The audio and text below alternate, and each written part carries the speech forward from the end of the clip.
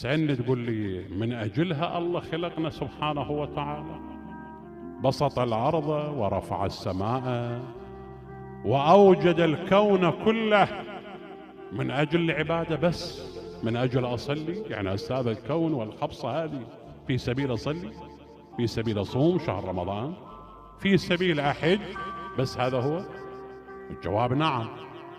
شنو الدليل؟ الدليل بسم الله الرحمن الرحيم: ما خلقت الجن والإنس وإلا أداة استثناء وحصر إلا ليعبدون. تقول لي شو هذا الكلام؟ يعني ما أدري شلون هذا، يعني معقولة هالساعة كلها الخبصة على مود الصلاة؟ هذا صلي ركعتين، أقعد الصبح أصلي ركعتين أقول له تفضل إلهي ها ركعتين، وش راح يستفيد منها الرب الله تعالى؟ وش راح يستفيد منها الركعتين هذه؟ صارت الظهر صليت ل4 وطيتها إليه، صار شهر رمضان 30 يوم صلت، شنو هذا؟ لا.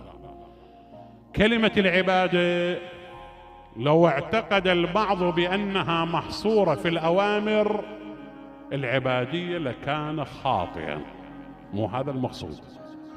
كلمة العبادة كلمة أعم، كلمة أوسع.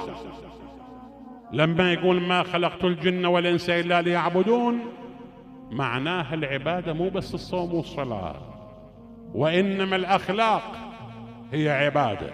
الأخلاق طبعا الطيبة الفاضلة، أخلاق الله وأخلاق القرآن وأخلاق النبي والأئمة عليهم السلام، اللي منها التواصل من الأخلاق، ومنها التواضع من الأخلاق، ومنها السلام على من لم يسلم عليك، ومنها الإحسان إلى من أساء إليك، ومنها صلة الرحم، الإحسان إلى الجار.